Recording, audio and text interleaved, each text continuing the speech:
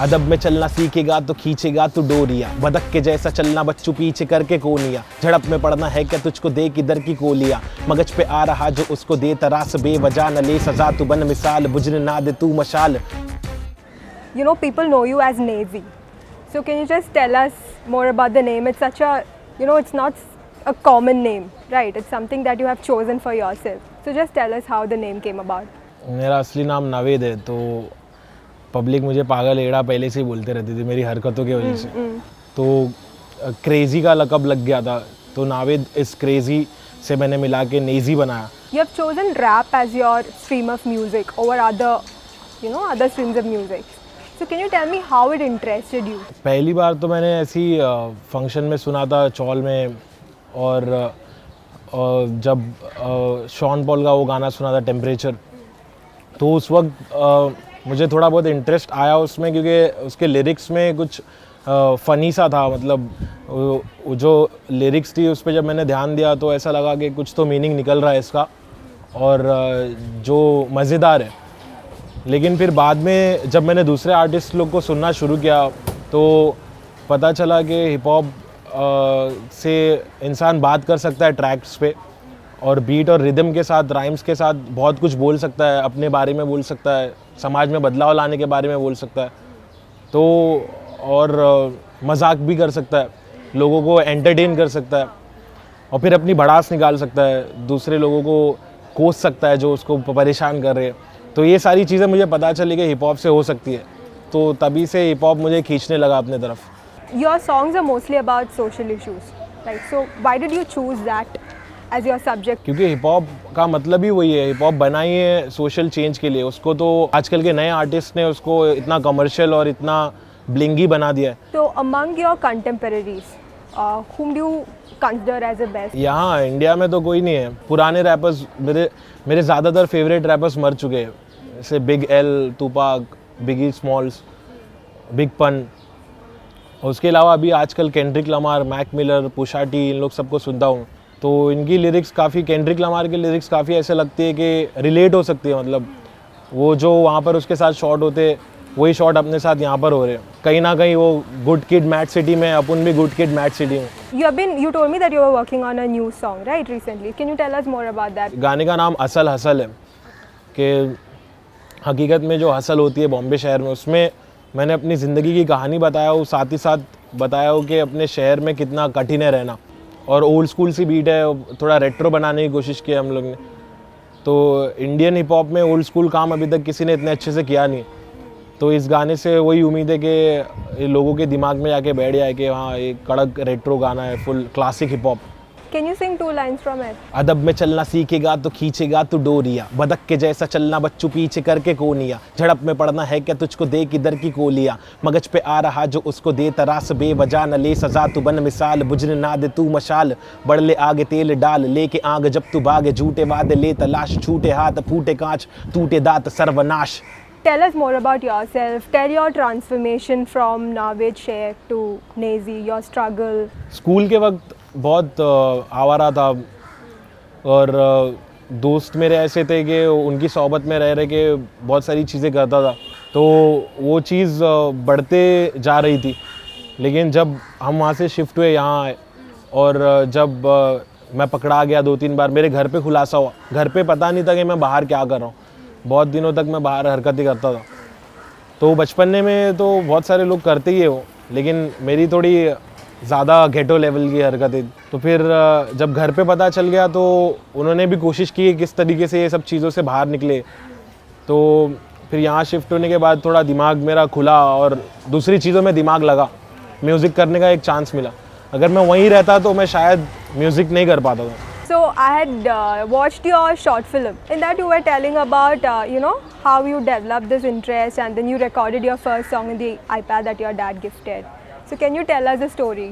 College festival में perform करते थे, हमने एक क्रू बनाया था स्किज़ोफ्रेनिक्स करके।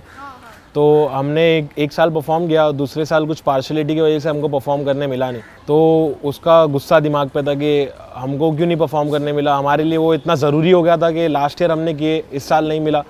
तो उसका गुस्सा दिमाग पे था कि हम लोग रोज़ साइफ़र करते थे बाहर ऐसा टी स्टॉल पे बैठ के। तो हम लोग ने डिसाइड कर लिया है कुछ तो अभी खतरी करने का है।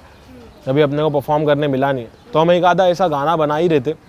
और उसके अलावा मेरे दिमाग में भी कुछ आया, फिर मैं वहाँ से निकला तो एरिया में भी शॉर्ट हो गया था कि मैं वहाँ से शिफ्ट होकर यहाँ आया था, तो वहाँ के दोस्त नाराज़ थे, कभी यहाँ के दोस्त नाराज़ होने लगे। फिर मैं अलग अटायर में घूमने लगा, थोड़ा अलग रहने लगा, तो उससे भी पब्लिक को परेशानी थी और कुछ लोगों से पंगा भी हुआ होता। तो वो पंगे और वो कॉलेज का पंगा, घर वाले बोल रहे थे तो बीएससी कर रहा है, कुछ प्रोडक्टिव नहीं कर रहा है, इंजीनियर डॉक्टर नहीं बन रहा है, प्लेन बीएससी कर रहा है, तो बहुत गुड फॉर नथिंग है ये वो। तो सबको प्रूव करने का था कुछ ना कुछ, और बहुत गुस्सा आया हुआ था। तो इंटरनेट से बीट डाउनलोड किया और मैंने सोचा कि जो मैं साइफ़र में करता हूँ, जो टी स्टॉल पे करता हूँ, उससे काफ़ी बेहतर मैं लिख के दिखा सकता हूँ। तो रात भर मैं बैठ के लिखने की कोशिश किया। पहले बहुत स्क्रिबल, पहले फ्री स्टाइलिंग किया, पहले बीच का कंटेंट लिखा कि मेरी कहानी अनजानी दीवानी बेगानी सी है वो। फिर शुरुआती कंटेंट बाद में दिमाग में आया कि इसको एक सीक्वेंस में लिख सकते हैं अच्छे से, एक अपनी ज़िंदगी की कहानी बन सकती है। तो फिर पैदा हुआ पला बड़ा लाइन्स ये सारी दिमाग में आई। तो फिर वो रात भर में रैप, मैंने इतना गुस्से में था कि रात भर में पूरा रैप लिख दिया मैंने। फिर 8 जनवरी 2014 जब हम लोग ने उसे डाले तो वो फटफट पूरे देश भर में फैल गया, और जो मेन स्ट्रीम रैपर्स थे उनको भी वो थोड़ा अच्छा लगा, उनको भी ऐसा लगा कि कुछ हटकर है और कुछ कड़क है और कुछ कॉम्पिटिटिव है शायद। Got appreciation from around India, right? From a lot of people. So out of this, is there something that stands out still in your mind? Zoya Akhtar वाला जो सीन है वो बहुत ही सरप्राइजिंग है कि मतलब इतनी बड़ी डायरेक्टर आके बोल रही है कि तुम्हारे ज़िंदगी के ऊपर कुछ कहानी बनानी है या कुछ फिक्शन बनाना है तुम्हारी ज़िंदगी पे बेस्ड, तो वो थोड़ा शॉकिंग लगा। About the rappers who are currently, popular in India, like Honey Singh, what do you have to say about them? उन लोग करते अच्छा, मतलब अच्छा ही कर रहे थे अभी तक, लेकिन लिरिकली उन लोग कहीं नहीं है। मतलब वो सिर्फ पब्लिक को नचाने का उनका मुद्दा है और बहुत ब्लिंग है और बहुत कमर्शलाइज्ड हो गया है वो। लेकिन वो एक अलग स्टाइल है, वो उसको मतलब So you wouldn't like to copy that in your नहीं, मैं क्यों कॉपी, मैं कभी नहीं, और मैं तो मना करता हूँ लोगों को भी कि वो स्टाइल वो कॉपी मत copy करो, करने में। क्योंकि वो एक ऐसा स्टाइल है जिससे इंसान कुछ सीख नहीं सकता है। मतलब हिप हॉप नहीं बोला जा सकता है उसको, वो पॉप और हिप हॉप मिक्स थोड़ा एक नया जॉनरा हो गया है। वो पब्लिक को भी अपना वही, जो मासेस है उनको भी वही पसंद आ रहा है, और थोड़ा मिसकंसेप्शन सा हो गया हिप हॉप के बारे में। Why have you chosen Hindi for all the songs that came after the first song? अपनी मातृभाषा है, अपनी मादरी ज़ुबान है, और उसके अलावा इससे मतलब इंसान अपने आप को सही से एक्सप्रेस कर सकता है, जो बोलना चाहता है वो अंदर से निकलता है। और म्यूज़िक में तो इसलिए चूज़ किया क्योंकि मैं ज़्यादा लोगों तक पहुंचूं। मुझे एक रिक्शा वाला भी सुने, लोकल ट्रेन ट्रैवलर भी सुने, और एक कार चलाने वाला भी सुने, BMW से लेकर DO वाला, साइकिल वाला, और हर एक नॉर्मल इंसान, कॉमन इंसान, मतलब हर एक जगह तक मेरा म्यूज़िक पहुँचे और फैले। In the song Meri Gali mein, you had worked with Vivian. So can you share the experience of working with somebody like Vivian? बहुत ही फन ट्रैक था, बहुत मज़ा आया उसके साथ काम करने वो गाने के लिए। वो गाना बहुत करीब था दिल के, कि गली को ट्रिब्यूट देना है, ज़िंदगी भर वहाँ पे रहे, वहाँ पे इतने सारे हरकत किए, कांड किए, वहाँ पे रहने वाले जो लोग, उनके अंदर इतना प्यार भरा हुआ है, आपसी लगाव मोहब्बत जो है वहाँ पर, वो सब निकालना था कोई ना कोई गाने में। तो जब डिवाइन ने बोला कि भाई गली का गाना है, तो मैं फटे खुश हो गया कि हाँ भाई गली का गाना है तो करते ही है। और जब हम लोगों को पता नहीं था कि ये गाना कहाँ जाने वाला है, कैसा क्या होने वाला है, हमने बहुत अपने दिल से वो गाना बनाया, मेहनत से बनाया। देखो तो इधर मेरे गली में है घर छोटे छोटे, लेकिन ज़रा देखो दिल में है जगह बेशुमार, दे पुकार कभी भी गली से मदद देने को तैयार, गरीबी चलेंगे लेकिन फरीबी करेंगे नहीं, जलेबी तलेंगे लेकिन पटेली रुकेगी नहीं, जहाँ भी चलेंगे बोले हटेला झुकेगा नहीं। क्यों? क्योंकि हटेला है मेरी गली का तरीका, सलीका सिकेला है। You sang for AIB, so the track song. So what do you have to say about that? उदय करके एक बंदा है जिसने, हाँ, जो अभी कहीं और काम कर रहा है, वो बंदे ने उस वक्त तो भिड़ाया था कि तुम्हारे शो के लिए टाइटल ट्रैक ये बंदा कर सकता है, क्योंकि उनका शो बहुत सीरियस था और कुछ मतलब फ़नी था, लेकिन उन लोग का मुद्दा जो था, जिस बारे में वो बात करते थे, वो काफ़ी संजीदा मुद्दा था। तो उसके लिए मुझ जैसा रैपर थोड़ा सूटेबल था कि मैं भी सीरियस बात करता हूँ, लिरिक्स वगैरह वैसे लिखता हूँ देश में बदलाव लाने के बारे में, और जो गलत हो रहा है उसके खिलाफ आवाज़ उठाने के लिए।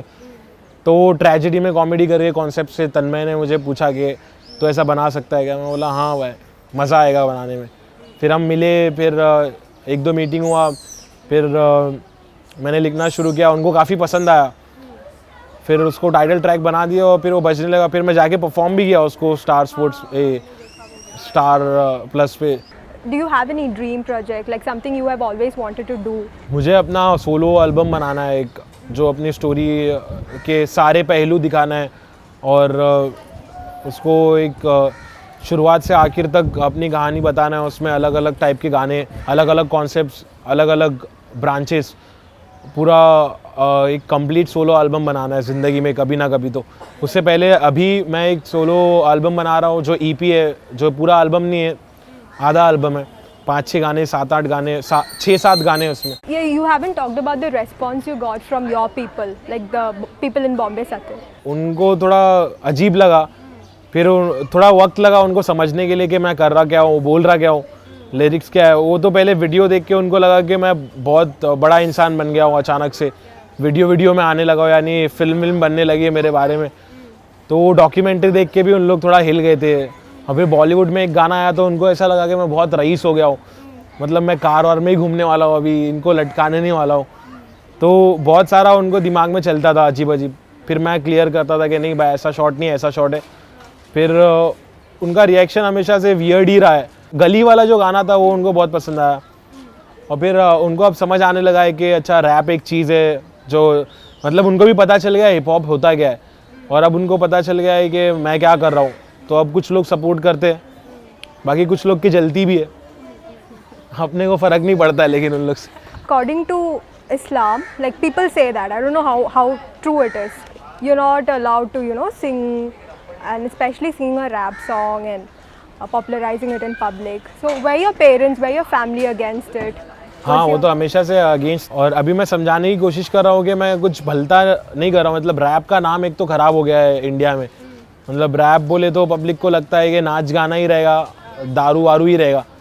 तो घर वाले वो सोचते हैं कि भलती इंडस्ट्री में घुस रहा है, कुछ भलता कांड करेगा और बुरा होते जाएगा, बिगड़ जाएगा, अय्याश हो जाएगा और फिर ख़ानदान का नाम ख़राब होगा उसकी वजह से। हालांकि मैं समझाने की कोशिश करते रहता हूँ कि मैं कुछ और कर रहा हूँ, मैं कुछ ज़रूरी चीज़ कर रहा हूँ, एक मैसेज और एक पैगाम पहुँचाने की कोशिश कर रहा हूँ, लोगों की आँख खोलने की कोशिश कर रहा हूँ। कितने सारे नौजवान हैं जो भटके हुए, जो यूथ है, उनको इंस्पायर करना चाहता हूँ अपनी स्टोरी से। और मैं उनको हमेशा समझाते रहता हूँ कि मेरा मकसद अच्छा है और मैं गा रहा हूँ तो सिर्फ मतलब ऐसा नॉर्मल सिंगर्स के जैसा नहीं गा रहा हूँ, मैं कुछ अलग करना चाह रहा हूँ। तो उस वजह से थोड़ी बहुत उम्मीद है कि वो मान जाए, देखते हैं क्या होता है।